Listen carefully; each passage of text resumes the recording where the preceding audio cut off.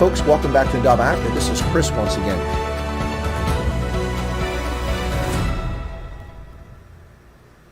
Hello, folks. Welcome back to Chris Wyatt Africa here on the Indaba Africa channel, part of the Indaba Broadcasting Network. It is Tuesday, July 27th, 2021. Good Lord, somebody call a cop. I've had 18 months stolen from me since the Wuhan broke out. Life has not quite been the same. And look at this strange growth that's on my face now because of this. But today, not to scare anybody away, I know that some people are afraid of attorneys. They run the other direction. But we have an attorney on today whom I've watched several times in other programs, and he's quite insightful. I thought I'd get him on today, and hopefully we'll talk about the looniness that took place in KwaZulu-Natal and Gauteng over the past few weeks, as well as, excuse me, the state of the law enforcement and the criminal justice system in South Africa. So with that, if I could get him on, Mark Oppenheimer, it's a pleasure to have you on. How are you today, Mark? Excellent. Thanks for having me on. You know, it's going to be a fascinating conversation because I make coffee nervous, so I'm going to have to slow down because you're very, very calm, very mellow, very controlled, and it should be an interesting contrast as we go on here. So, Mark, a little bit about yourself. You're a constitutional attorney, is that correct? Yeah, so in South Africa, we have a distinction between advocates and attorneys. So in the States, those that appear in court are all attorneys, and here we have a bit of a split profession. So I'm an advocate. I'm the guy who stands up in court and argues cases, and I'm briefed by attorneys. And yeah, my specialty is in constitutional law. Now, I do have a side question. Some of my viewers are curious about this. Did you play in a tribute band for Creedence Clearwater Revival? Got that distinct appearance. One of my clients, by the way, is in a fantastic band called Soms Van die Wolf, which is an Afrikaans metal band. I think I'd fit right in with the lovely locks. Well, that's it's the first. I tell people that you always have to be careful about appearances. What people assume about people.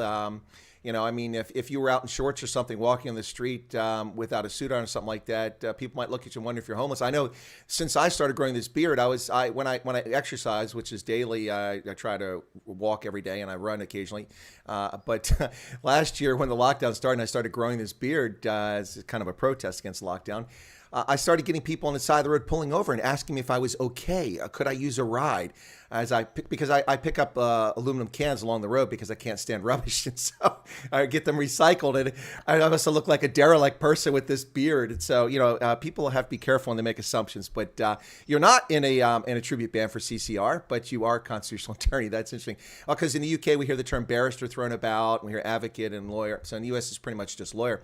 So what does that entail? Can you tell us a little bit about that before we get into these topics? Yeah, sure. So a couple of things. So we're much more like the UK in that sense of having barristers and solicitors. The work that I do tends to be around free speech and property rights. One of the questions that I'm dealing with at the moment, as some of your viewers will know, South Africa has been contemplating changing our constitution and our Bill of Rights for the first time to give the state the power to expropriate people's property and pay them nothing for it. So I've been engaged in a number of submissions to Parliament on that process, in writing and in person. It's one of those things that unfortunately people haven't learned their lesson on. There are very few countries that have experimented with something like that. So Zimbabwe and Venezuela have both had regimes where the state has had the power to confiscate property and pay people nothing. There might have been some noble intent, which was to, do something like a Robin Hood, take from the rich and give to the poor. But the way that it's played out is that everybody has been catastrophically poorly off. I mean, both nations have had some of the highest inflation rates in the world. Zimbabwe, you had $100 trillion notes. You've got 90% unemployment. So, the idea is to try and stave off that terrible idea here. It's again reared its head. What's interesting, you mentioned this sort of chaos in the streets that we've seen in South Africa, this widespread looting, and people sort of realizing that there isn't much in the way of an angry mob, burning down your place of business, taking your property, and really what you've had is citizens having to protect themselves while the police and the army have largely sat back and done little.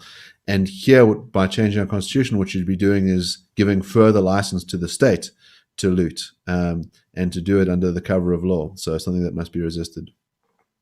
Well, I'd have to say that giving the ANC more control of society is something I would be very much opposed to. I mean, who do we believe? Do we believe the government that claims they had no intelligence about what was going to happen? And then they come out a couple of days later and tell us they've rounded up 12, or they're rounding up 12 instigators who are the architects of a coup attempt. There's no coup attempt here. There was definitely an internal civil war in the African National Congress, and some people looked to take advantage of that. And we saw all sorts of things play out, including this wanton destruction of infrastructure. Now, I was on Big Daddy Liberty's program the other day, and my mobile died because we went way over. And so a few people had misinferred what I had said. I didn't imply a certain thing. I never said that there was actually a coup. I didn't say that. They didn't say that. But I did say that there's definitely something either complicit in the ruling party and the ruling government and its bureaucracy, or this is the greatest negligence known to mankind. Mark, I sat here in central Pennsylvania as Jacob Zuma was convicted by the Constitutional Court of contempt of court. And I predicted almost exactly all the things that unfolded, not to the degree that did, but I said this is what needs to happen if it doesn't. And even as it unfolded, while the mainstream media sat back and did virtually no coverage for 5 days, only Newsroom Africa was really out there, and that's an alternative recent media site, majority black-owned site, or all black-owned company. And then we finally saw ENCA come out. And they came out in an apropos moment, showed up in Pietermaritzburg to get the lovely video of the dude sticking his crappy Chinese high-definition television in the back of a stolen car. That was great entertainment for the world to see. But as all this unfolded, where were the intelligence services? Where was criminal intelligence? Where were the snitches on the streets? We know that the government listens to people's phone calls and their text messages, and it's certainly technically possible. I worked at the National Security Agency.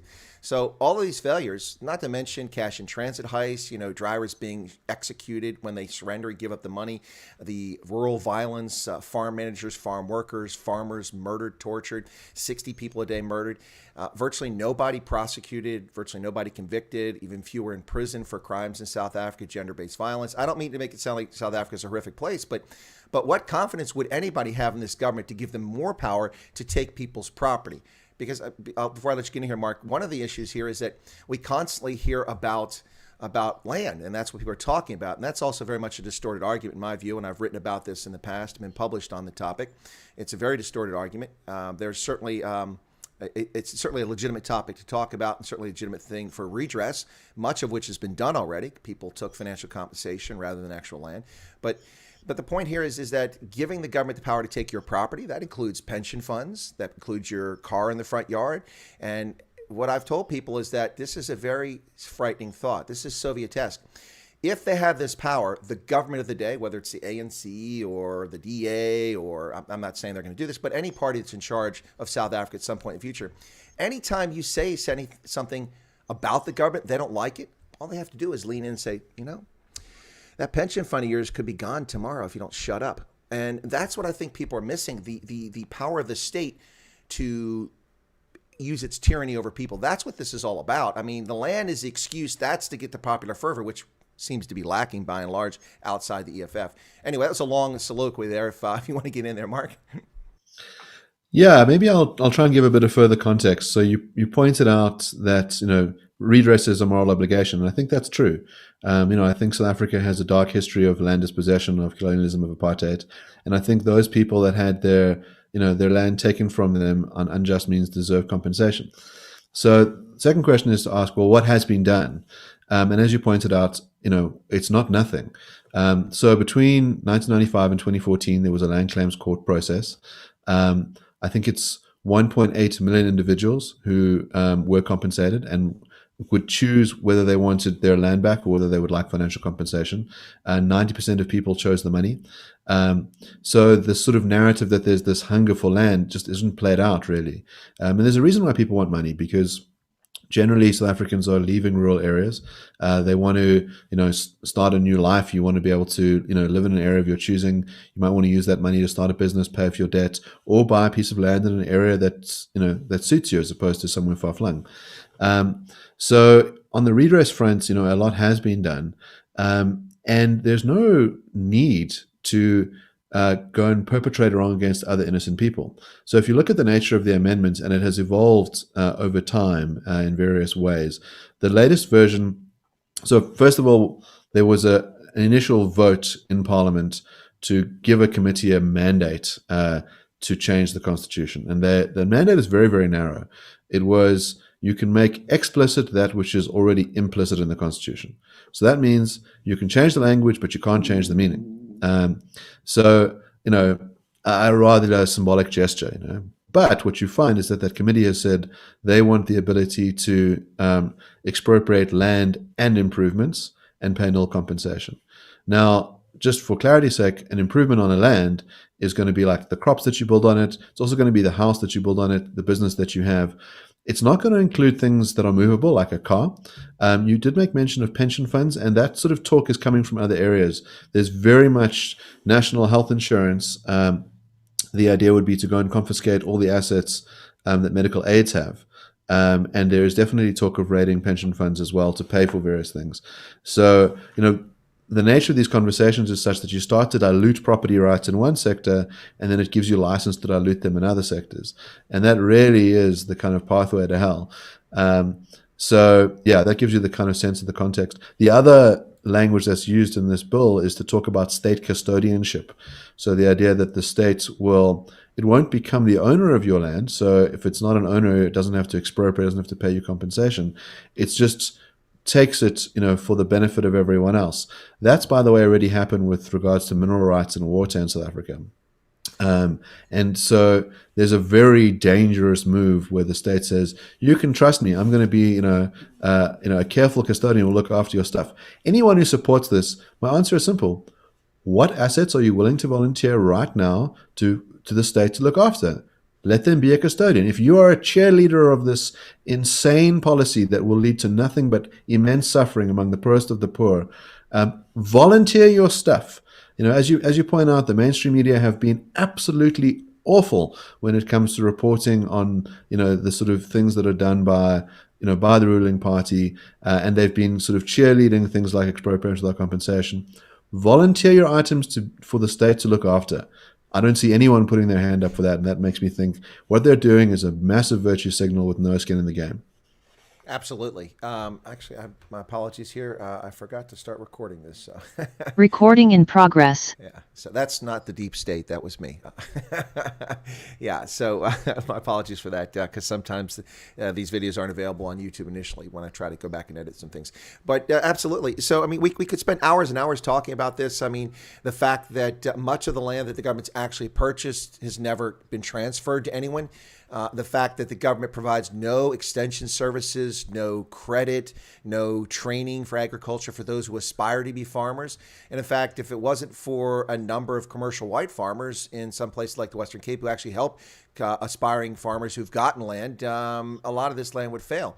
It's not gone the direction of Zimbabwe, where the land that was purchased with money given by the British government from 1980 till 1993 was used to buy farms for Sharon Spiri, for Mugabe, for Solomon Majuro, for Emerson Mnangagwa, for all these thieving ZANU-PF elites, and letting everyone else suffer.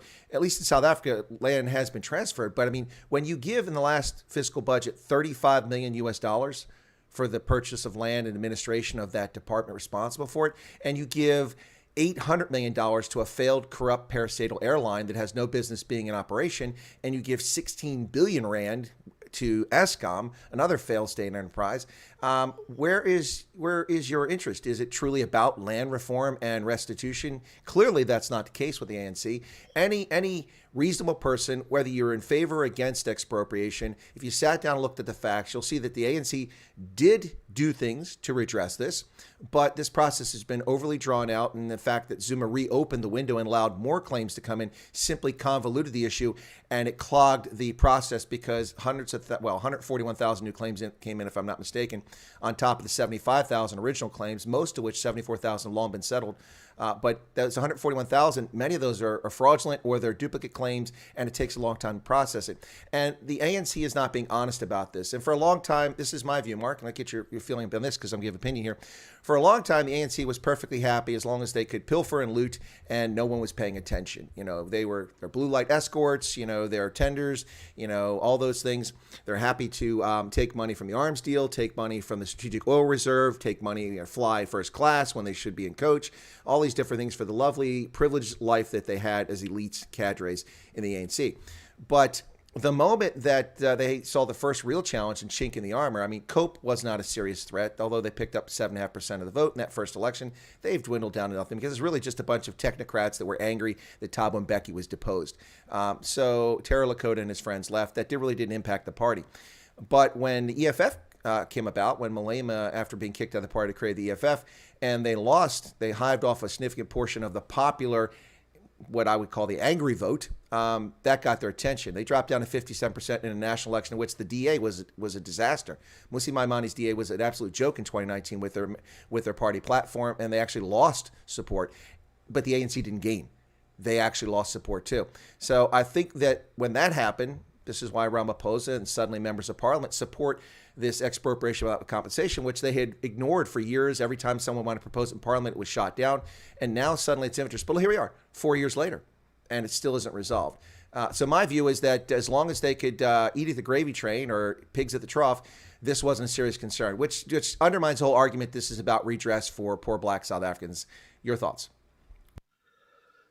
Yeah, a lot to unpack. So I suppose one of the first questions you got to ask yourself is, what is the EFF?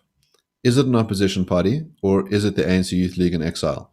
So if you think about the EFF as, first of all, the ANC have said, we want to do a deal. If we're going to change the constitution, we can't do it on our own. We've only got 57%. We need 2/3, or as some people have suggested, because really changing a right like your right to property is so fundamental that it might require 75%. You need to have a coalition of the willing, and so they've been very quick to do a deal with the EFF. It seems like they can't quite see eye to eye because the EFF wants something very radical, being the full nationalization of all land, whereas the ANC want the supposedly watered down notion of custodianship over land.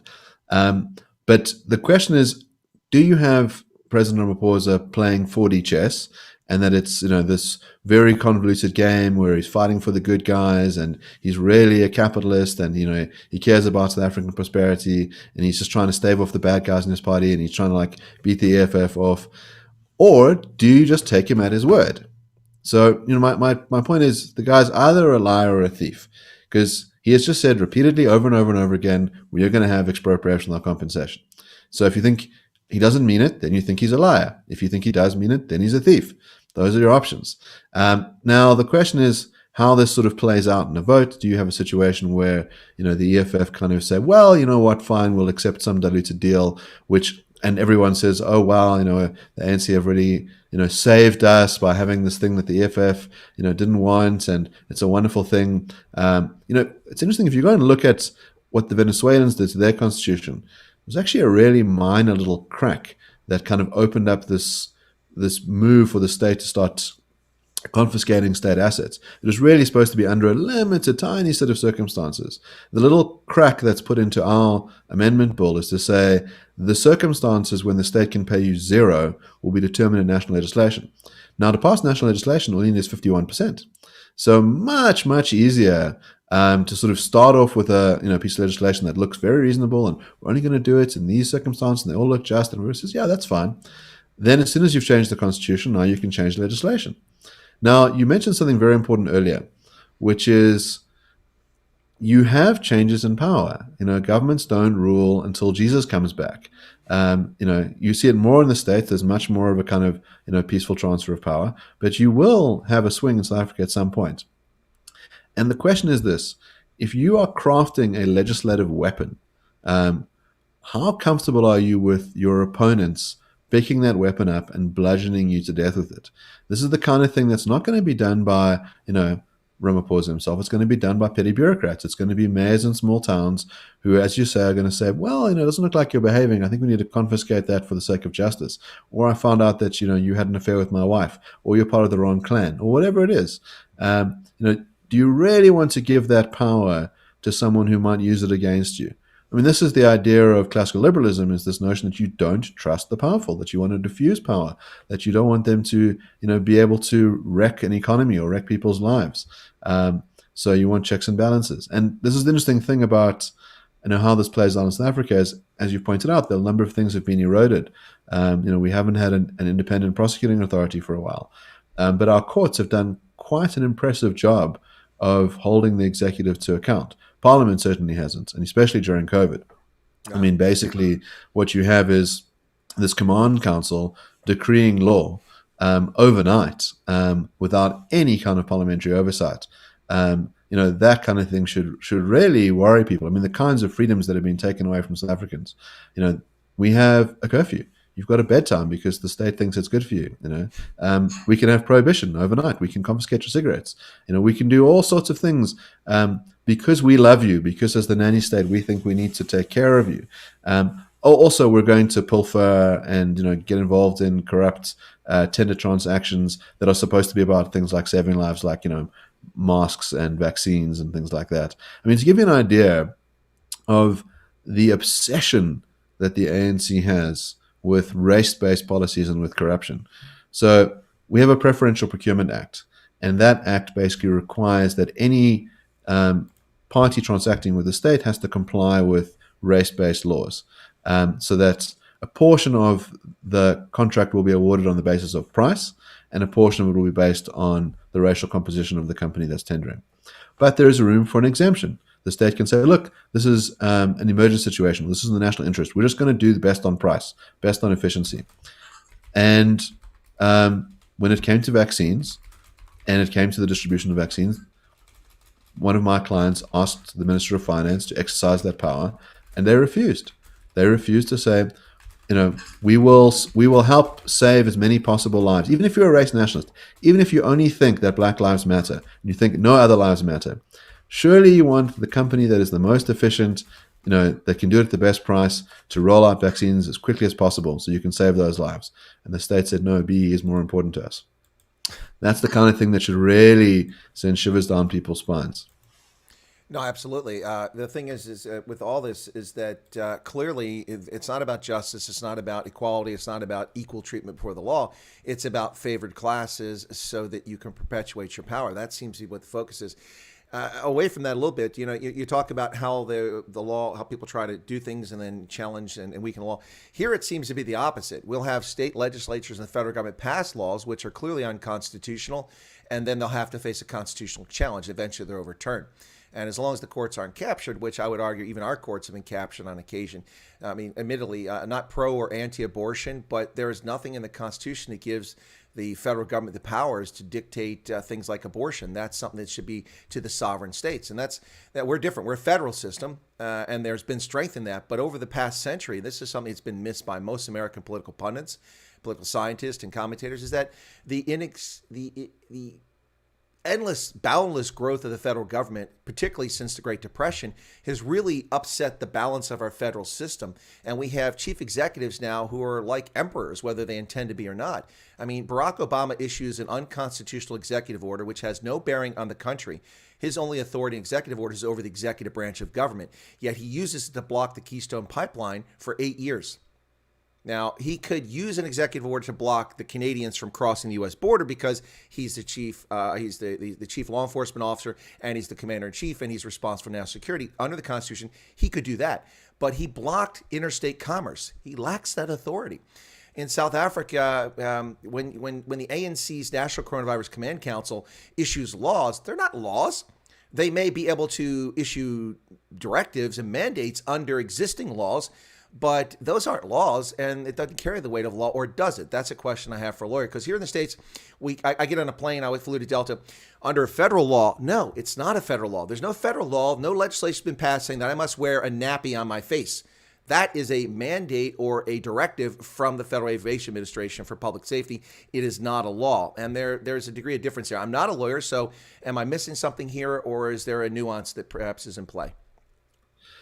Yeah, look, I think law has a broad meaning. We can think about different kinds of laws. There's a famous piece written by Lon Fuller, and he talks about King Rex. And King Rex has this little empire, and he decides to proclaim some laws. And so the first thing he does is he writes all of the laws in a little book, and he closes the book. He doesn't tell anyone what the law is. We think, That's not law. You have to have promulgation for it to be law. He tries again, and he writes a series of laws, but they're contradictory. So you can't work out what the law is because they're at odds with each other. Again, we think it's an inherent requirement of law that it's not contradictory. And so Fuller talks about the sort of inner morality of the law. It must be the thing that's accessible. You must, as a citizen, be able to understand it. It must be available to you. Regulations are the kinds of things that can emanate off of primary legislation. So primary legislation is going to be passed by Parliament or passed by Congress in the States. And then the idea is that a minister can go and explain what some of the ramifications of those laws are through regulation.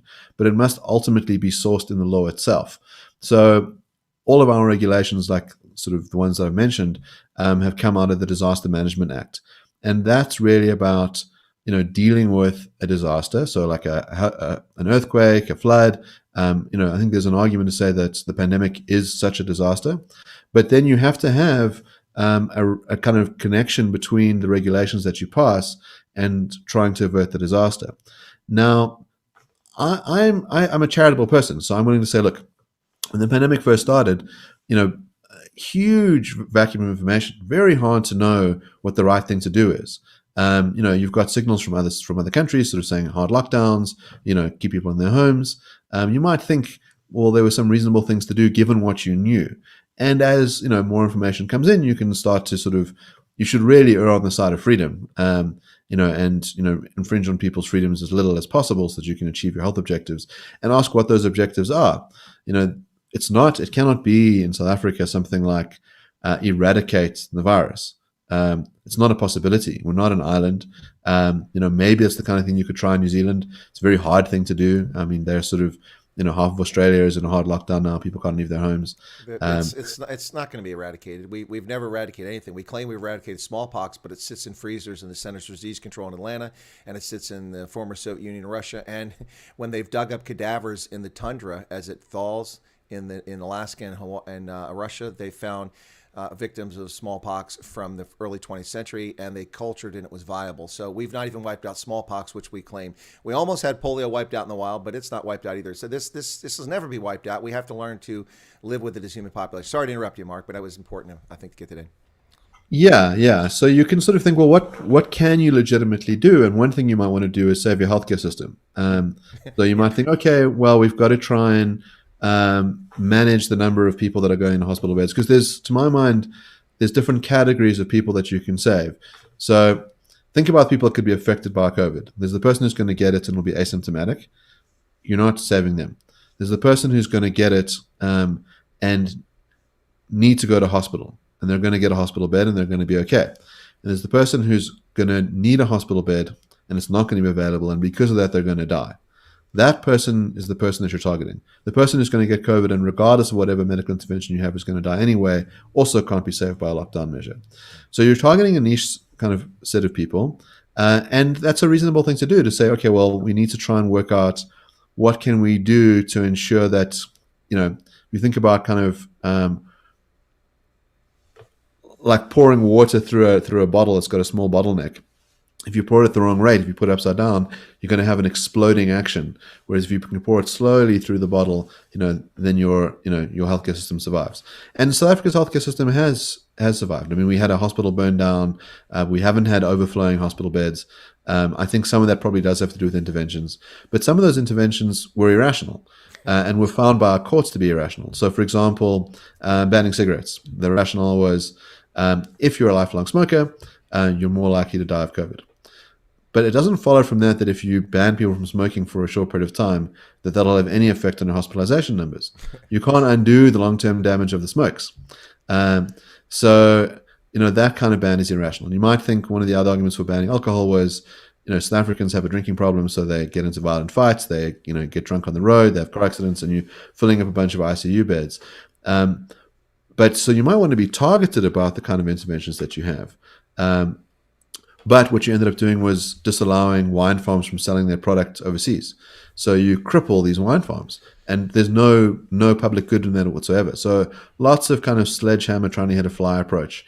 Lots of not thinking about the consequences of the consequences. I mean, one of the things that's useful about allowing people to buy alcohol is that you're getting tax revenue in which you can use to upscale your hospital system. Mm-hmm. So, it's the problem with the kind of central planner's mind. If you think about what happened in the Soviet Union, the idea was, we can know everything as your wise elders. We will decree from above, what will be there in the system. But you can never understand all of it. Systems are complicated. They're interrelated in all sorts of ways. If you fiddle with the one thing, it's going to have ramifications that you cannot possibly foresee. The wonderful thing about markets is that they're very, very good at finding out what needs need to be met. So, yeah, I mean, I sort of think it's a large pity that nation states have been the ones buying vaccines, especially under circumstances where they've done a very poor job. South Africa has done a pretty poor job in the early days of procuring vaccines. We've had massive shortages. We were vaccinating something like 8,000 people a day when the government's own target is 316,000 a day, and that happened for months and months and months.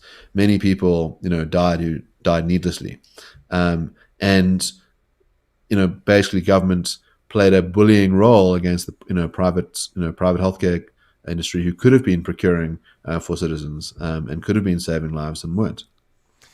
Well, folks, you're listening to Chris Wyatt Africa on the Indaba Africa channel, part of the Indaba Broadcasting Network, the IBN. Hey, welcome to our stream today. My guest today is Mark Oppenheimer, constitutional attorney there in South Africa, 27 July 2021. Mark just had a lot to share. I'm going to make a few comments about that, and I'll get his feedback on that. Number one, first off, this perpetual extension of the state of disaster in South Africa. I asked this food for thought. You don't have to answer it, Mark, but because it's not direct to you. But if it's a state of disaster and the jab is the way out of it, I'll accept that. Okay, let's accept that. Why does the South African Medical Health Service close on weekends?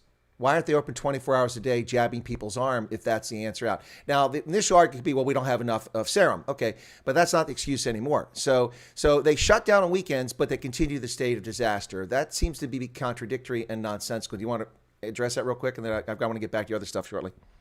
There actually has been a move to vaccinate on weekends as well. And I think what's happened is that private industry has played an enormous role in making spaces available. From what I gather from resistance from the state, because what you had was the private sector doing an incredible job. And, South Africa is an incredible place. Yeah. It's a kind of combination of elite first world and Somalia. Yeah. The private sector does a very good job. You can lead an incredibly good life here. And if the private sector is allowed to do its thing, and by the way, you had, the private sector saying, we're not just going to do this for rich people, we'll do it for everyone, because the economy is at stake. It's not good for our businesses to have people sick, to have these constant lockdowns. It's not good for all these industries. Let's do this. Let's stand together and do this. And government has just really sort of choked that private industry, and it's very unfortunate. But now we're starting to see that vaccination rates have gone up quite dramatically. I think we're now over 250,000 a day. So there is some progress on that front, but it really could have been much quicker. Well, it's hardly unprecedented for the private sector to step in where government fails. First off, this is hardly the first time that governments let South Africans down and people died needlessly. Need we dare mention Nevirapine to expectant mothers and the refusal of Talon Bezuidenhout and Dr. Beetroot to allow the U.S. government to give it free of charge to South Africans actually prevented that, which led to hundreds of thousands of South Africans being born with HIV needlessly, and many of them have since died as a consequence. It's a crime that has been underreported. But this whole thing. On that note, I'm very, very glad you brought that case up because it's an excellent parallel. I've been working on something recently, which is a podcast series on the Constitutional Court. And I had the joy of interviewing Gilbert Marcus, who was the advocate who argued on behalf of the Treatment Action Campaign against the government and was able to ensure that, pregnant mothers were able to access Nevirapine and, save their children from contracting HIV. And that's an interesting case of the state's stubbornness on a medical issue, allowing, people to die needlessly. And also how the use of the law was a way of stopping that. It really is strategic litigation in action. So once that episode is live, I'll make sure to send you a link. No, I appreciate that, Mark. And the Treatment Action Campaign God's work. I mean, I'm not necessarily a person of faith, but I mean, just to use the right terms there, they did amazing stuff and made a difference in South Africa. It's one of the reasons why just 3 years ago, Mark, when I was asked to do the Great Decisions lecture series, I don't know if you're familiar with it, it's an Ivy League thing they do it in the UK and the US, Princeton, Harvard, place like that. But the Army War College participates in that, and I was asked to speak about South Africa's fragile democracy. And while I was mostly honest, I was honest the whole way, but I mean, I was mostly generous, I should say, not honest, mostly generous to the ANC. You wouldn't have heard me saying a lot of critical things because I talked about the strength of South Africa's institutions 3 years ago, when I still thought that a fair amount of the media wasn't captured, that the courts were still independent, and that the bureaucracy was still functional. My view on that's changed dramatically in the last 24 months, but it's ironic. You can see that video and where I was at. But the one thing I want to get back to there is you talk about the private sector. Here in the States, you can go to Walgreens, CVS, Rite Aid, any of these major drugstore chains, chemists, and you get the jab for free. You get it there, and it's available when they're open, and most of them are open, 18, 24 hours a day. So as far as a state of disaster, apparently some people take it seriously, others don't. Now, one thing I was getting at there is it's hardly unprecedented in South Africa for the private sector to step in when the government fails.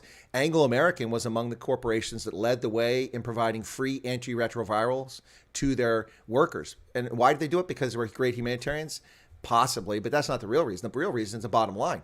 I mean, if a third of your workforce is out attending funerals or sick home with HIV-related illnesses, you really can't be very productive in the mines. And so that's a good example of the private sector making a difference because it was in their self-interest. And you mentioned a good comment there, and that's that the market finds a way.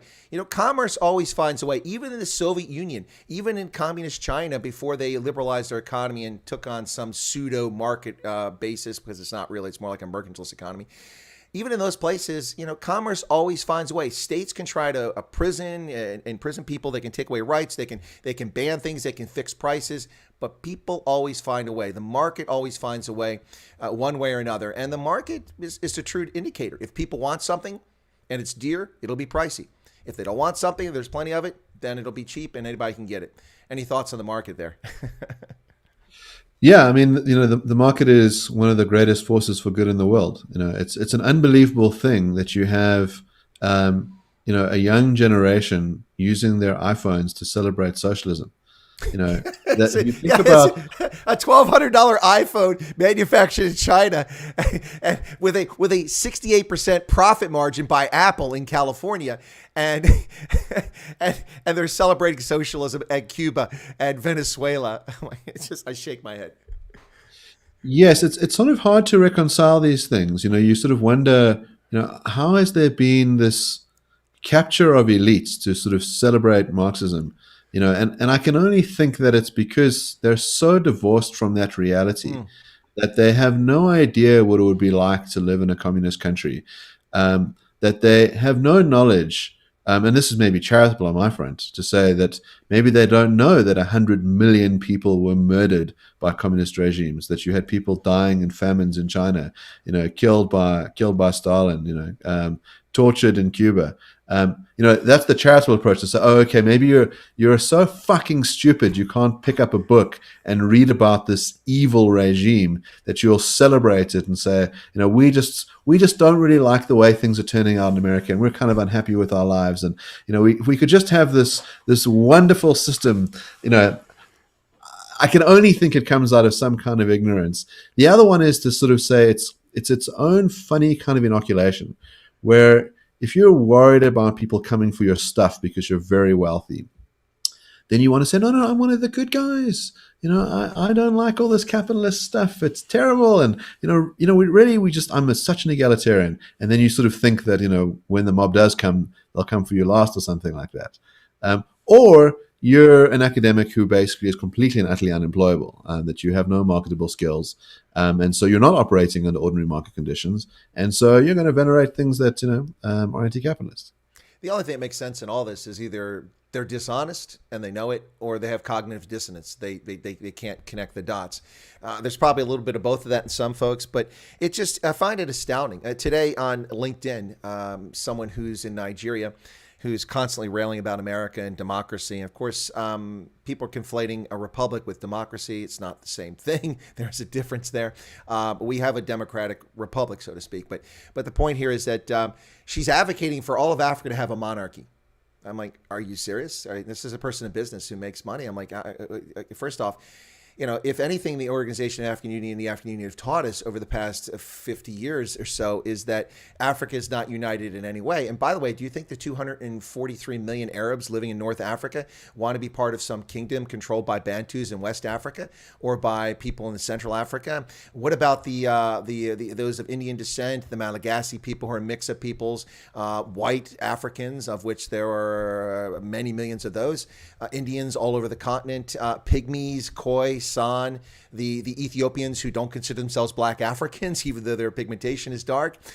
We could go on and on with this. I mean, and not even talking about the reality of the infrastructure requirements, the fact that almost none of these countries, and Mark, you should know, I'm an Africanist. I love Africa. I've devoted much of my life to advancing Africa's interests and America's interests simultaneously. But much of the continent can't even govern itself now. How can anybody possibly think that a single ruler would, I mean, look, the current king of Morocco is not that bad a guy, but his father abused human rights and imprisoned people and had people executed without trial. Let's look at Mswati in Eswatini. Boy, what a good gig that is. Hey, let me go to the Reed dance and pick a new wife every year and have 19 Bentleys. That's a good life. I mean, by the way, with all the nonsense that took place in KZN and Gauteng in the past few weeks, Eswatini has disappeared. The internet's down. The mobile telecommunications down. The only information we're getting is some people slipping across the border with recordings on their mobile phones. Have you heard anything about Eswatini, or have you ever done anything related in the SADC region as an attorney or just in South Africa? Yeah, I mean, it is interesting that, as you say, there was, I mean, you basically, I think, a communist kind of takeover in Eswatini. The kind of communist party there tried to remove the king, and as you say, it's been completely and utterly underreported because very soon after that you had rioting, and yeah, look. I mean, what's interesting to me is your account of Africa is a nuanced one. It's to point out that Africa is not a country. You've got a whole bunch of different interests, a whole bunch of different languages, a whole bunch of different cultural groups. But it's just so obvious to me that you're clearly filled with nothing but racist hatred because you don't think that there could be one African king who could unite all these different peoples. Shame on you, Chris. Shame on you. You'll have to forgive me. Excuse me. Point of white privilege. Point of white privilege. Hey, have you ever seen that Democratic Socialist Party of America, their 2019 convention? Have you seen that video? I have, and this is the wonderful thing. Thank goodness about these sort of socialist movements is that they are so in love with their own navel-gazing stuff that they're unlikely to get themselves organized to take my things. I mean, so when I see stuff like that, I'm like, thank goodness. Please do more of that. Just entertain yourselves with your lunacy. That's great. Could you please stop clapping? Just do this. I have sensory overload that perhaps you should be in a conference room with 800 people in it. I'm just saying, And I love that we have for those we have a quiet room where there's no video. We have a quiet room where there's no video and audio. Then why are you there? If you're attending a conference in a room with no audio video, those people kill me. So whenever I play that video, because I do it occasionally to lighten up the mood with all the events in South Africa, it's point of white privilege, point of white privilege. But when people trust governments implicitly, Mark, it's quite frightening. I mean, look what governments have done. Pol Pot. Look what the Chinese Communist Party's done, killed 50 million people or so. What Soviet Union did, it killed 20 million people in the Ukraine in the 1930s. They executed 800,000 elites. They wiped out almost the entire officer class at lieutenant colonel and above, just simply executed them, just on the fear Stalin had, an unreasonable fear. It's insane. And the list goes on and on. Venezuela was one of the most prosperous countries in the Western Hemisphere. It's a total disaster area. Under socialism in Argentina, it went from the most prosperous country in Latin America and one of the strongest economies, top 10, 20 in the world, to a perpetual basket case. It has not recovered from that a century later. Eva Perón and Juan Perón, all the nonsense. They still haven't recovered in Argentina. It's just, it beggars the imagination why people come up with this nonsense. It's just beyond me that they actually think that these things work. And really quick back to this point, and then we can talk about this in South Africa context, and I'll give you an American example. When people, as a serving officer, I have to show deference and respect to members of Congress, because they're elected, and I do that, whether they're buffoons or not. I mean, I had to answer some really asinine questions when a congressional delegation came to Liberia when I was rebuilding the Army back in 2007, but that's another story for another day. But when we have representatives in Congress, a fair portion of whom, and no insult intended against attorneys, but using the joking fashion here, so hopefully you'll appreciate that. But when a quarter of the people in Congress are just better dressed used car salesmen who have the gift of gab or have the physical appearance that makes them electable, and people vote for them because of that, and a third of them are ambulance chasing shyster lawyers. No insult intended. Then the deference to Congress, you start to wonder about the qualifications and efficacy of some of these elected members of government. I don't say they have to be technocrats or experts, but at least be able to think cogently. Russ Feingold, who's a leftist Democrat, former senator from Wisconsin, was very intelligent, and I had to brief him and his staff, but his staff was full of morons. These young 20-somethings that couldn't find their way out of a wet paper bag asking banal questions about things. But let me give you one example of why I try to make this argument about trusting people in government and trusting government to do things for us. Hank Johnson, have you ever heard of him? He's a representative from Georgia. Hank Johnson is the guy that in a House committee on defense, the Appropriations Committee, had an admiral from the Pacific Command. We were talking about moving U.S. troops from Okinawa on Japanese soil to Guam, American soil. And Hank Johnson, it's on the video, you can look it up online. Hank Johnson, with a straight face, said, it wasn't a joke, they tried to cover that fact, he said, I'm concerned, and he was ridiculous, you have to watch the whole thing, it's about 5 minutes.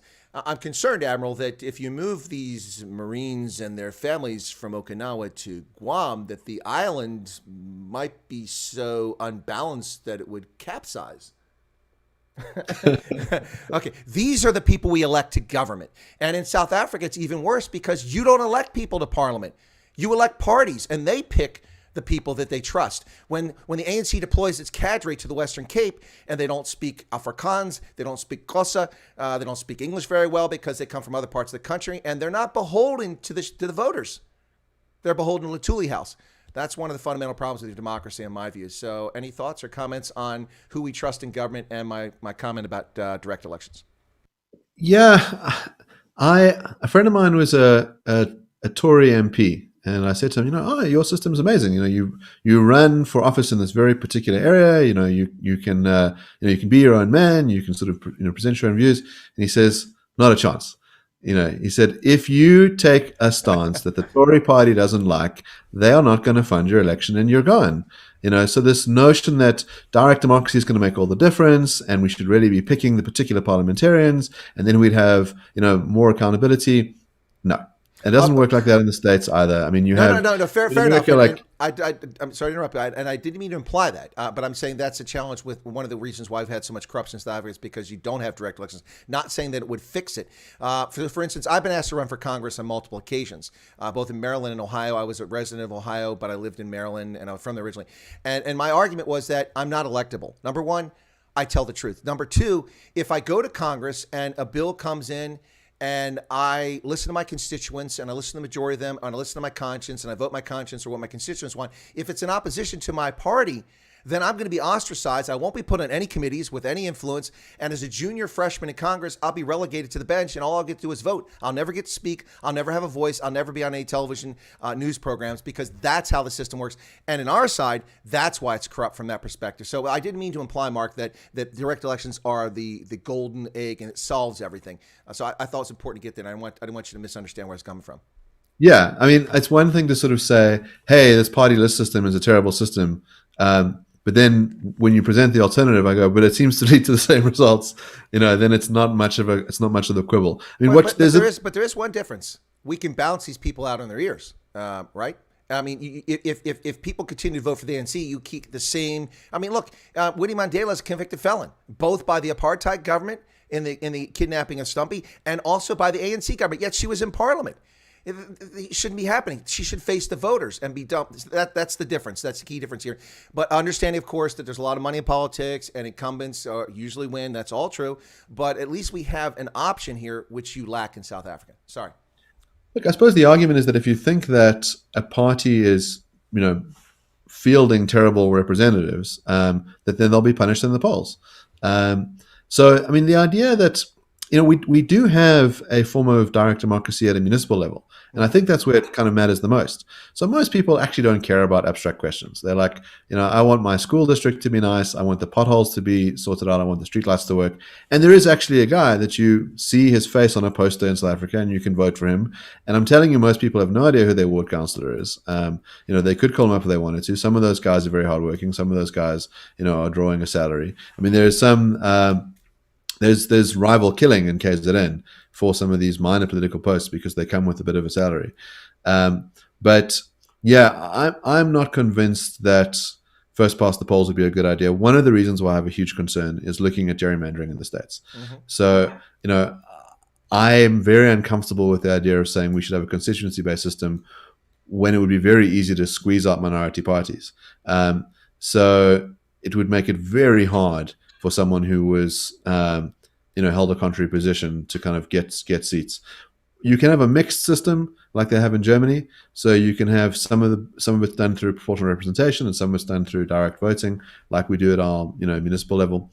On that front, I mean, the thing that we really should be talking about is this announcement that the IEC wants to approach a court to postpone our elections. So our constitution mandates that you have to have regular elections, and it specifically says that municipal elections must happen every 5 years, that those municipal councils are dissolved, and that you've got a 3-month window in which to have your elections. That 3-month window in South Africa would run out on the 1st of November. Now, my reading of the Constitution is that that's what your obligation is, and you cannot proclaim a new election date without changing the Constitution. So it's a very interesting situation we find ourselves in. I mean, I think you've got to ask yourself, what are the good reasons for changing election date? And obviously the reasons are, we're concerned about people contracting COVID in election queues.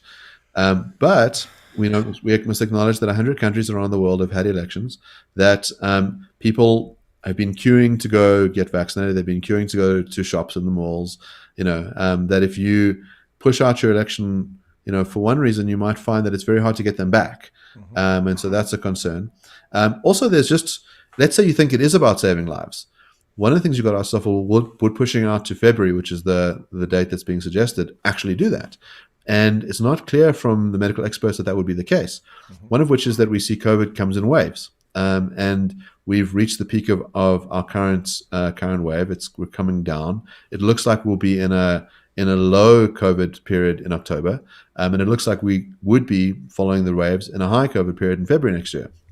So it's not clear that February is a good time if that's the thing that you care about.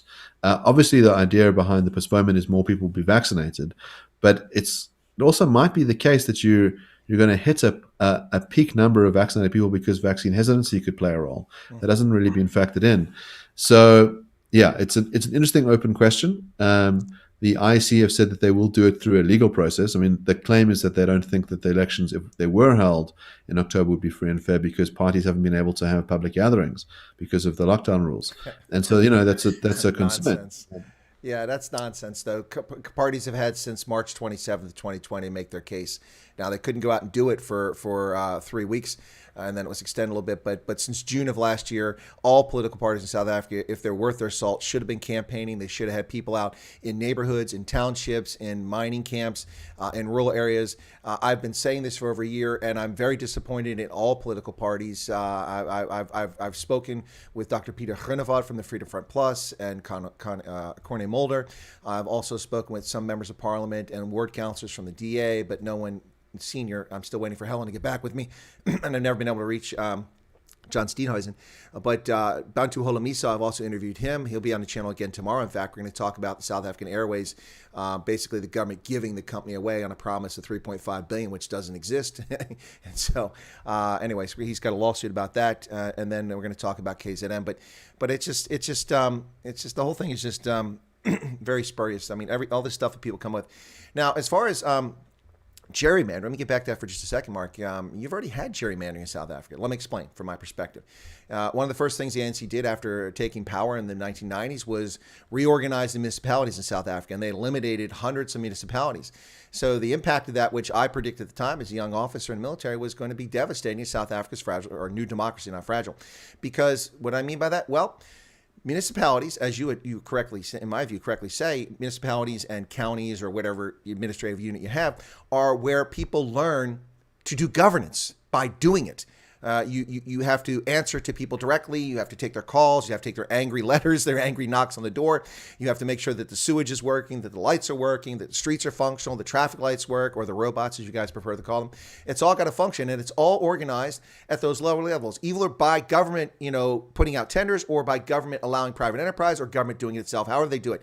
And by amalgamating and coming up with only a couple hundred municipalities, what the ANC did is they wiped out city councils and mayoralships in places where other parties had control, like the IFP, or it wasn't Democratic Alliance then, but it was the Democratic Party back then, and the New National Party, all these other, before they merged with the ANC. All these parties had constituencies in the Northern Cape, the Western Cape, even in parts of Gauteng, in the Free State, where they ruled. And by the ANC sucking all those things up into Gauteng and into Pretoria at the time, now all those positions are gone.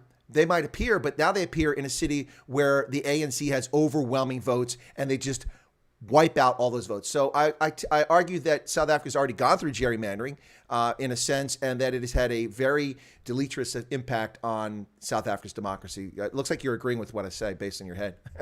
Yeah, I think that's totally the case. I mean, there was a move. There's a place called Midvaal, south of Johannesburg, that has got a DA mayor, and huge moves to try and turn that, to change the municipal boundaries so that it could be incorporated into the surrounding ANC spots, so that they could get rid of that DA mayor. So yeah, that worries me. In other words, if you move back to some constituency-based system, we will just have more of that and worse. But you're right to point out that we have some of it and it's bad. Well, I'm going to apologize right now because I have not been bringing in the chat, which I normally do. My audience knows I always bring the chat in. But honestly, I'm such an engaging and interesting conversation with Mark that I've only been glancing over occasionally. But I will, instead of a question that's come up, I will mention that Helen Duplessis just said, so much hair in one frame. Referring to your hair in my beard, I assume. But listen, Mark, I'm not a constitutional attorney. Shameless self-promotion coming now. I'm not a constitutional attorney, but I have read South Africa's constitution. And unlike this book, which was recently published that I was a contributing author to, it tends to put me asleep, even though it's one of the most liberal constitutions on the planet. Anyway, sorry, I've just had to get that in. But no, I've read the Constitution, and I agree with your comments. I don't see some of the things that people are claiming in the Constitution. They're just not there. Even though it's a very, very deep and lengthy Constitution and guarantees all sorts of rights, which I think a lot of South Africans don't even know they have. Yeah, that's right. I mean, that's, I mentioned earlier to you this podcast series I'm working on, which is really paying homage to some of the important work that the Constitutional Court did in its early days, and looking at, over time, the kinds of things that have been able to do through our judicial system. And you're right, a lot of South Africans are unaware of their rights. We do have an incredible constitution. I think Ruth Bader Ginsburg was asked what constitution the Egyptians should model theirs on, and she said you should pick the South African one over the American one. So there's a lot to be said for the document. It is a document in some ways which is in tension with itself. So you've got these three foundational values of freedom, dignity, and equality, and that requires a kind of balancing exercise. We also, in a way, you mentioned earlier, that your Supreme Court had created a right to abortion out of a document that makes no mention of it.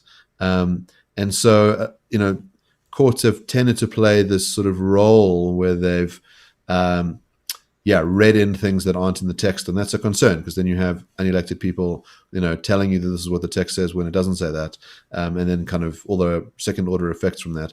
South Africa has been much clearer because our document is, 26 years old as opposed to 200 years old. And so you could deal with things like reproductive rights, and you could deal with environmental rights and, housing and, free speech and all that sort of stuff in quite clear ways. And part of that is standing on the shoulders of giants. I mean, our constitutional drafters had looked at the constitutions of America and Canada and, the common law principles in the UK and things that have been in South Africa for a long time, and were able to develop this text. Oh, absolutely, but okay. Now this is where I can't help be biased, and I am. Our Constitution is the thing of beauty, and I think it's a timeless document that really inspired so many other things. You know, it's as you mentioned, it was one of the things looked at by South Africa, but. It's very clear. It's short. It's brief, and I think it does its job very well. It also left the possibility for changes. One of the changes, which people don't even realize, is it's not just a constitutional amendment that Congress passes that 3/4 of the states must ratify, but we can also change the Constitution through a convention of states, which is done by private citizens, and that's a move that's been afoot for several years now. Now, I'm a little bit mixed on this. If private citizens get in there and want to amend the Constitution, that might be good, that might be bad. We might get a little bit of both, but yeah. So a lot of people just don't even understand our Constitution, even though it's rather short and succinct. But let's go back to something you talked about a little ago, because this is a critically important thing. So I pointed this out, and I did a live stream when the press conference came, when former Deputy Chief Justice Moseneke spoke and gave his report, which I'm sorry, I'm calling it captured. I can't see it as any other way. I mean, I went to an election twice last year and once this year in the midst of this pandemic without any protection, with no jabs, and managed to maintain social distance and use proper hygiene and not get anything. People stood in line for 9 to 13 hours on the 27th of April, 1994, 9, 12, 13 kilometer long queues. Now, they weren't social distancing, but if people go out, municipal elections are typically 31 and 38% of the eligible voters show up anyway. So it's not like it's going to be a mass turnout unless people want to burn the ANC at the stake or tar and feather them. So the Central African Republic, a failed state, had an election in the midst of the pandemic. Ethiopia, which has a war going on in Tigray, and about 25% of the population from around the country, because of various restrictions and domestic terrorism going on, couldn't vote, but they held an election. Somaliland, a country not recognized by anybody but 6 countries around the world, held a peaceful, successful election in which they didn't have super spreaders. This is just utter nonsense from the IEC and from Moseneke. I don't know where this comes from, and I can only conclude the guy's captured, because in my view, any reasonable, cogent person can look and say, wait a second, 30 plus countries in Africa have had elections, and over 35 elections, because some have had parliamentary and presidential, and they've done it since April of last year, and we just had elections this year. I mean, Niger, which is under assault by Islamists and has jihadism going on, had a successful, peaceful election in the midst of this pandemic. This is just lame, and it lends people to ask the question, is this really about governance, or is it about perpetuating authority over the population? And that's kind of my thoughts. I mean, if the Central African Republic can have an election and Somaliland can, why can't South Africa, with its advanced telecommunications, its infrastructure, its networks, and parties can't campaign? That's nonsense. In Europe, when they call an election 6 weeks later in a lot of countries, and you get 6 weeks to campaign. So I don't want to hear that. These parties have had plenty of time. If they've sat on their bum, it's their fault. And I blame the DA, I blame the IFP, I blame the Freedom Front Plus, I blame the UDM for sitting on their butt while they did nothing for the last 18 months. There you go. So I will say this, I highly doubt that Moseneke is captured. Moseneke has always struck me as fiercely honest. Not an ANC member either. He was jailed, but he was a PAC member. Arguably, he never became Chief Justice because he was part of the PAC instead of the ANC. Very bright. I think you can. There's that sort of a principle about whether you should assume that someone has acted maliciously or incompetently. And you can disagree with some of Moseneke's reasoning. Mm-hmm. You might think that, well, you're wrong for XYZ reasons. But I don't leap to the conclusion that he's captured. It's not clear. Look, I think sometimes you can have a good faith effort. In other words, the concern is, if parties haven't been out there, campaigning, and that it's typical in South Africa to have these sort of big in physical rallies, that it could undermine the legitimacy of that election, and you could have ramifications from that. That's a consideration to be had. Mm-hmm. Look, as I say, you can't just proclaim it, and that's why at least the idea is to go and approach a court that would have the authority to sort of provide directives. My inclination is to think that the only way to do it is through a constitutional amendment, which would require, broad support, and would have to be done very quickly, and would require all the public participation stuff that you'd have to do. And I don't see how that could be done by October. So to my mind, that's a concern. This was a concern that had been raised early on in the year as well. I mean, we knew elections were coming up. Steps could have been taken, and they haven't been. So it is something to worth considering. But yeah, I don't think that Moseneke is captured. He might be wrong, but it's not a position that I would hold. Mark, I'll accept your defense of Moseneke, and I'll accept that he's not captured. I was trying to provoke a response there. But it is, I'm gobsmacked at the conclusion. I don't understand that. He says we consulted, we looked at other elections.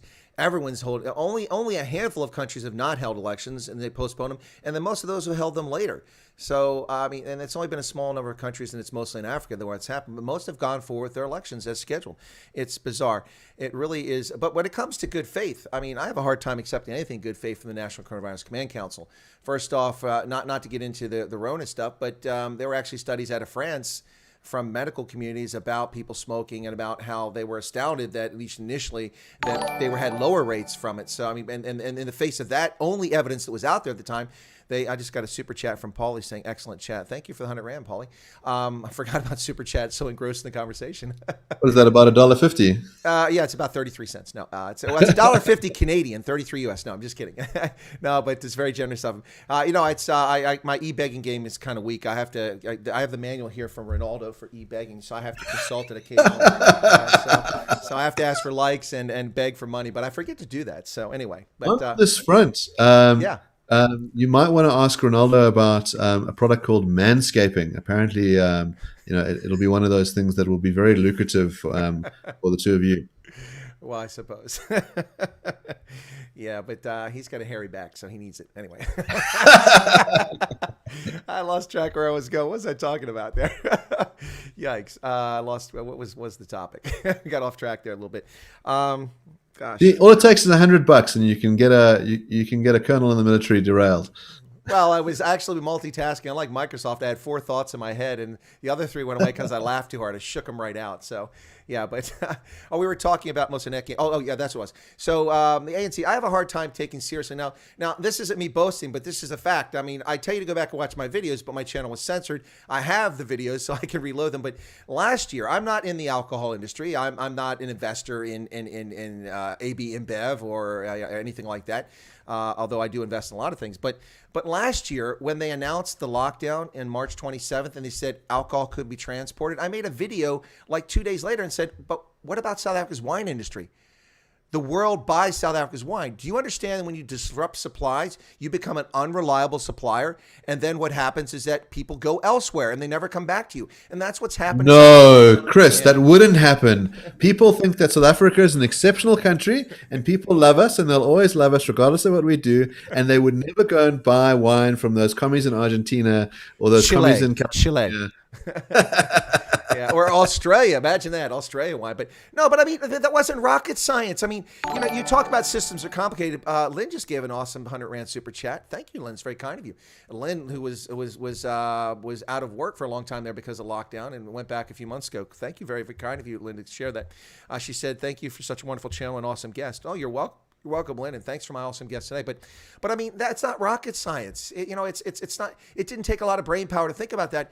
And, it just doesn't make any sense. And so that's one. The ban on open-toed shoes, because we all know that the big toe is the primary vector for the Rona. The unbelievably moronic decision by the Minister of No Trade, Ibrahim Patel, to ban e-commerce because it's unfair to bricks and mortar shops. I submit to you, Mark, that 30 years after Mark Anderson and a team at University of Illinois Carbondale came up with the first graphics-based web browser called Mosaic, that if any business is not online, then they don't deserve any protection 3 decades later. That's not the public's fault. The best way to avoid contact is e-commerce. I'm not shilling for it. It's a warehouse. The stuff is moved by conveyor belt. Someone with gloves touches 1 or 2 boxes, throws in a box, gets taped up. It can even be done by automation. It goes in the post. Someone touches gloves, they drop in your box. No contact. Nobody. And that was banned. Cooked chicken, takeaway was banned. The alcohol ban. These people have no idea what they're doing. And every time they get it wrong, they come back and get it wrong again. Because it didn't work last time, so let's just do it again. You know what? Level 3 wasn't enough last time. Let's go to level 4, adjusted.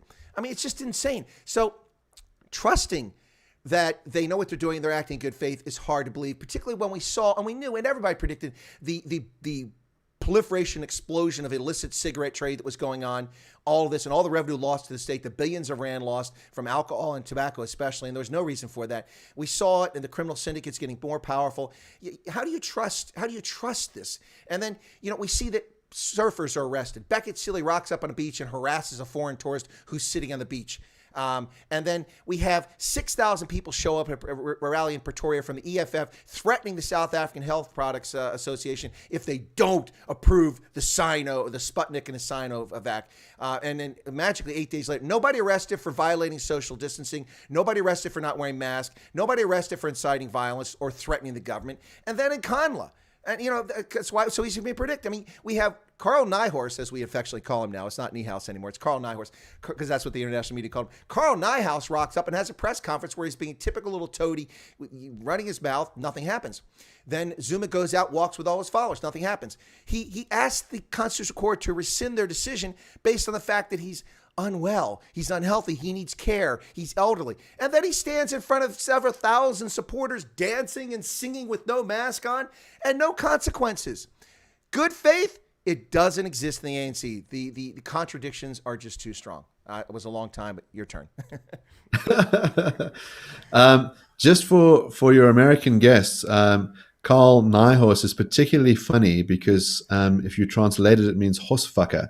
Yes. So yeah, and I'm hoping that comes from the international press and me sharing that little joke with Ronaldo. But yeah, the one thing I can say I'm quite proud about having done was, you mentioned e-commerce being banned. Mm-hmm. So I acted for Dear South Africa, and we launched a challenge to that. As you said, the communist commissars had this view that, well, what true fairness requires is, because we're shutting down all these brick and mortar stores, it would be unfair to allow people to compete online. So they need to be shut down too. And we pointed out to them that, well, those that have brick and mortar stores can open up websites and they can sell online. And they said, oh, okay, maybe that's one way in which we could save the economy and some jobs and not let people starve to death. So due to DRSA's very valiant action, we could set that aside. We also set aside the nuts exercise window, where you could only leave your house between 6 and 9, and you could only do 3 kinds of exercise. So they were arresting surfers because surfing wasn't on the restricted list. You were allowed to walk, jog, and cycle or something. So yeah, I mean, it'll be an interesting thing to look back on, the kinds of lunacy of this period.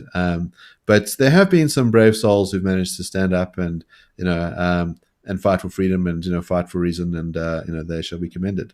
Absolutely. And listen, I have to give credit where credit's due. Another amazing organization, DRSA, which has really fought for South Africans' liberties, their freedoms, and concerned about them. And kudos to you, Mark, for your efforts there.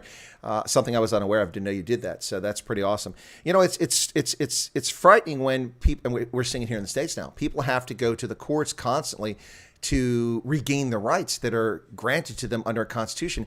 The thing that bothers me about trusting governments, Mark, is that people forget that we, the polity, formed governments to represent our interest. They didn't form, unless there's a conquest, that sort of thing. But someone formed a government. It may have been our parents or our great, 17 grandparents, but someone formed it, and they govern with our consent, unless we're in a totalitarian state. But in many ways, in many places today, Canada, Australia, my God, what's happening in Australia?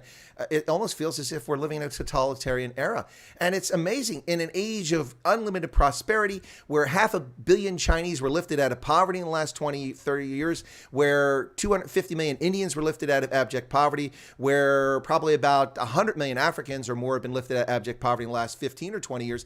And life is getting demonstrably better. People talk about poverty. It's bad in many places. Most people in the world live in poverty, but most people live far longer, far better lives everywhere on the planet than they ever have in the history of mankind. And in the midst of that, and iPhones, 1,200 iPhones that 12-year-olds are running around with, and Audi TTs and A7s and stuff like that, we have people running around trying to destroy the world on what I think are ludicrous claims. It's really baffling, to say the least.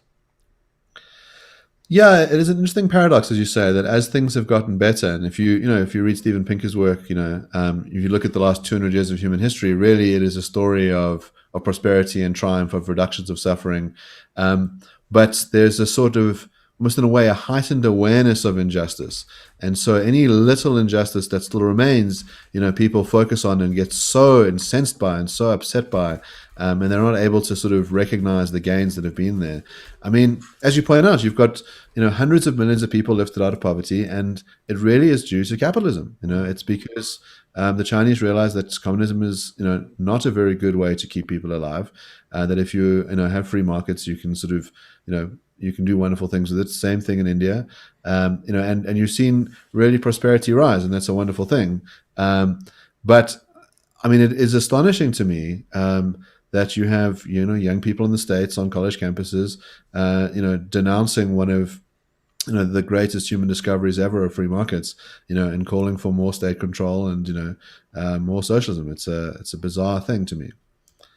No, I'm with you 100%. And there's a super chat from Freddie Borchard saying, awesome stream. Thanks, guys. You're welcome. Let me get to a few questions from the chat, Mark, and my apologies to just on the super chat bit. This is free markets in action. This is an incredible thing. Exactly. I mean, think about if you go back, to the 1980s, about how difficult it would be to do what we're doing right now. This is incredibly high tech. We're talking to each other using very sophisticated equipment. This is the kind of thing that you'd have to be enormously wealthy to do, to have a show that can be broadcast all around the world. But because of the miracle of capitalism, all the stuff that we're using is very affordable because you have the economies of scale. You have people saying, I like what you're doing and I want you to keep doing it, so I'm going to give you some money. And you're incentivized to keep doing it and producing more content. That is miraculous. That would not emerge from a state-controlled system. This emerges because of the beauty of capitalism. Absolutely. That's the free market at work, and people will go where they like. That's one reason why my channel grew so much last year until I got spanked by the tube, because people liked the content. They came to it, and they came in overwhelming numbers, which was very gratifying and encouraged me to continue doing it. You're absolutely right. I love the free market. We don't have true capitalism pretty much anywhere in the world. Certainly not in the United States. There's plenty of state intrusion in the marketplace, distorting the market outcomes. But the move towards genuine capitalism is the best thing ever. I mean, I'm an Adam Smith, David Ricardo kind of that sort of capitalist, and I believe in it. I've seen all these systems. I've lived all over the world, and I've seen the horrors that state control and just disruption. I mean, we could spend days talking about the perversion of South Africa's economy with black economic empowerment and with the ANC's tender process, and that's just one little piece of what's happening in South Africa. There's so many other aspects of it, and the same here in the States. I could go on about how the home mortgage market was corrupted by the government, nearly led to a global financial meltdown that was entirely avoidable. And now we're headed towards another one with this piling on of debt after debt. $6 trillion budget this year by the Manchurian cadaver. That's what his budget is. $6 trillion. That's more than the entire GDP of over half the planet for the federal government in this country. And that is 3 times what the budget was 20 years ago. Now, have we gotten 300% better governance and more security? No, it's worse. And even if you factor in inflation, it's still 260% higher. So it's mind-boggling. But there's a couple questions here. I want to get away from it. I missed a number of these questions, but there was a question here. Oh yeah, Ronald Khan says, how constitutional is the National Coronavirus Command Council? I believe under the Disaster Act, it's allowed, it's permitted. I don't know how its composition is formed under that act because I've never read that act, but I suspect you know about it, Mark. I suspect it is constitutional, its composition and its authority, but can you fill us in? Yes, there was some litigation around it. At the moment, the view is that it is lawful from the testing in the courts. Yeah, that's kind of what I thought. There is a bill that the DA have brought, which would be to amend the Disaster Management Act to allow for parliamentary oversight, because really what it's amounted to in some senses is an ongoing thing that looks like a state of emergency that's done without any parliamentary oversight, that many fundamental rights have been severely limited, and the idea would be to bring in some control over that. Well, I appreciate that, but I would argue that your parliament is as useless as our Congress is. I mean, they've abrogated their responsibility here as the third branch of government with checks and balances over the executive and judicial branch. They've abrogated their checks over the executive branch, and I would say that Parliament in South Africa is missing in action, completely missing in action. And I would say it's actually not that big a change from the National Party. The last decade plus of the National Party, the Parliament was really just a rubber stamp for the security state, the police, the security, the executive. They ran that country and did what they wanted. Whatever the Parliament did was at the behest of the executive branch letting them do it. So it's, but really, I mean, it's just a rubber stamp. I mean, Parliament has done nothing in the midst of this pandemic in South Africa, have they? I mean, what are they doing? Anything? Yeah, I mean, you're right to say that Parliament has, abrogated its responsibilities during this time. I think there has been some interesting debate around pernicious laws that have been shot down due to parliamentary discussions. So it's not totally missing in action. I think there probably are some good MPs who've managed to champion issues or stop some of the bad laws coming into effect. But I mean, if you look back at the Nkandla case, it wasn't just President Zuma that was sanctioned by the Constitutional Court; it was Parliament itself. So seen as being in breach of their obligations. Yep, fair point. Absolutely fair point. Tion Engelbrecht says, Jesus, I love to listen to the Colonel. I haven't even done a rant. Kevin Johnson asked a question. He said, what are the top unintended consequences emerging from the debacle at the Durban harbor?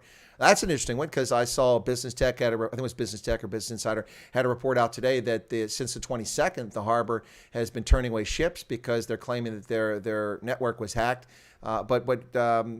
What are the consequences in your view, Mark, if you have any thoughts on about the Durban harbor? I have views, but I'd like to hear yours first. I don't have any views. I would assume that there will be many ripple effects, from not being able to have goods in. I mean, you've got a global sort of hike in shipping prices because as you mentioned, so many people have moved online. So I think goods have gone up by. I think it's the shipping costs have gone up by 400%. And look, markets will realign. You'll have more ships being built. You'll have more people trafficking goods. But yeah, I mean, supply chain problems are going to have ramifications for all sorts of things. Well, actually, you did have a view on it. That's kind of in line where I was going to go. It's really, and I said this from the time that the Mui River Plaza was attacked and they burned all those trucks that first night, 25 trucks, 24, which were owned by black business owners. So I don't know who you're helping there, burning people's trucks. But anyway, I mentioned that night, I said, this is going to have supply chain disruptions. And when the government came out and said everything's going to return to normal, it's not going to return to normal. And in all the communities where there's no malls and no spazas or tuck shops because they've all been destroyed or looted or burned, we're going to have a lingering problem because how are you going to get goods in there? I mean, someone might spring up with a little mobile thing, that sort of thing, but that's not going to meet the need for everybody. Now, the market will find a way, but that doesn't mean there won't be disruptions. So the supply chain, and that's just in KZN and Gauteng. We're not even talking about what I've mentioned since the outset of this, is the repercussions for Southern Africa. Botswana, especially in Zimbabwe, are highly dependent on the port of Durban for things coming through there, going both directions. And that's a real problem. It also has a bigger knock-on effect for Namibia, even Angola to some degree. Zambia, it has an impact in Malawi, and Mozambique to a lesser degree. But all those countries, especially Botswana and Zimbabwe, are going to be hit very hard by this lunacy that unfolded in KZN. It's just crazy. Yeah. It's it's a complicated thing to diagnose. What the root causes were, how much of it was, Zuma setting a fire where there'd been, dried out tinder. I mean, one of the early predictions I had was to say that South Africa is going to have violent protests, and I was thankfully wrong for a very long time, and I was very surprised to see the enormity of violent protests in the States. And I will say, it's very shocking to see, the state failure on these protests, the sort of looting and rioting and the violence, and citizens having to defend their, their families and their, and their shopping centers with the guns that they had. But it did die down within a period of a week. I mean, I think in Portland you had violent riots for 100 days, and you had they're still continuing. Really? Yeah. No, listen. Okay, to be fair, you say it's shocking, but I was shocked not by South Africa. I was ultimately, but that came much later than what we saw last year. But here's the problem, and this is my argument here, and as an attorney, I'm sure you may have a view on this. Tolerating violence, allowing a culture of impunity simply begets violence. Last year, well, actually, let's go back to the World Trade Organization meeting in Seattle 20 plus years ago when protesters destroyed McDonald's and Starbucks and private property. Virtually no arrest, no statement was made by the federal, state, or local authorities about. I mean, they did make. I mean, what I mean by statement is not issuing a statement, but arresting people, prosecuting the full extent of the law. Listen, we have this nonsense about January 6th being an insurrection. I was there. There were 5 permits issued for protest at the Capitol building, foolishly on both sides of the building. That was not a wise move, by the way. But on the east and west side, I was on the west side of the building, and I was there. I spent 4 hours on the mall that day. I went and covered the Trump rally. I didn't even know there was a Trump rally until like a day before, but since I was going, I covered that. And I've got hours of footage on my video on this, and then I covered in front of the steps. There were actually instigators who were there who were pro-Trump guys, and there were people there that were strange that didn't know jack about Trump because I talked to some of them, and they had no idea why they were there. Also, people suddenly started showing up at an odd sort of time with light body armor and Kevlar helmets on, dressed all weird, and they were trying to harass the police, and they're trying to get the people there engaged in it, going, "Hey, get involved! Oh, what are you, pussies? Get over here! Hit the cops!" I'm like, "What's wrong with you, man? We're here to protest. No, we respect law enforcement." That's what people were saying by and large. But anyway, that insurrection. Yet last year in Seattle, there was an independent country declared. The Capitol Hill Autonomous Zone, they locked down a central part of Seattle and declared their own country. Nothing was done. They didn't cut off utilities. They didn't cut off all you had to do was turn off the cell phone towers, and in 6 hours, the whiny little babies would have been out there. They would have surrendered. But they just let them do what they want. They endangered people who lived in that area, had residential houses. They looted shops. They declared an independent country, and this country tolerated that. Nobody was arrested for insurrection. Nobody's arrested for treason against the government, and that beget Portland, and that beget, it just went on and on and on. And we allowed lawlessness to happen. Billions of dollars of damage were done, and confidence in law enforcement was done. The narrative was completely turned on its head. Police departments defunded. Now rapes, murders, violent crime are up in all these cities, and gee, I wonder why. Over a fraudulent claim about something that was highly blown out of proportion and ridiculous. I mean, just for a second here. So we always hear that, that the police are hunting down black men. Now, here's the thing with that argument. In 2019, the most recent statistics, because I haven't seen 2020 yet, there were just under 1,000 Americans who died in police shootings around the country out of about 300 million police encounters, about 1,000, a little under 1,000. That's pretty consistent. That's a number about 800, 1,200 per year. That's unfortunate. But you have to ask the question, how did they die? Most of these cases, it's justified shooting, and in fact, it's either self-defense by the cop or protecting someone else, or it's the person is trying to assault the cops and they simply fire back. So, but of that, 308 were black men. Or black Americans, just say black Americans of it. 500 plus were white Americans, whatever the heck white is. I don't know what white is. But anyway, so all things being equal, 76% of America's population is white, including Hispanic whites. And so you would expect that 76%, all things being equal, would be white. So it's actually lower for whites. But why are blacks higher? Is it because the cops are running around hunting black men down? No. It's because the high crime occurs in neighborhoods which tend to be clustered with black men who are committing these crimes by and large. And that's not an assault on black men. It's just a statement of fact. You don't see a lot of rural black farmers being shot by police because there's just not the level of violence there. So if the cops are hunting black men down, 13.5% of our population is black. That's roughly 45 million black Americans, 22.5 million men, 50-50 equal. So if they killed 308 black men in a course of a year, they are the worst hunters on the planet. Now, I don't mean that in a smart, alecky way, but I mean, honestly, just trying to put that in realistic terms. That doesn't mean there isn't racial injustice. That doesn't mean that some black men are harassed by cops. That doesn't mean that some black men aren't targeted by cops. That's all true. But if the nation's 800,000 plus law enforcement officials at all levels of governance are hunting black men, they're not very good at it. Yeah, I mean, I think these things are complicated. And as you say, there's a difference between having a racist intention and sort of seeing disparate outcomes. And it requires, being honest with regards to the evidence. There's a fantastic Sam Harris episode where he goes into it for a couple of hours, where he says, let's try and unpack this. Let's try and understand this. And I think it's hard to pause, be reasonable, weigh the thing up, work out what the problem is. It's done in a good faith way because you say you care about resolving injustices. You don't want needless suffering. You don't want people being racially targeted. But it's very hard to tell the reasonable story when you're competing against, drama and theater and emotion and, well-told stories. It's not a simple contest.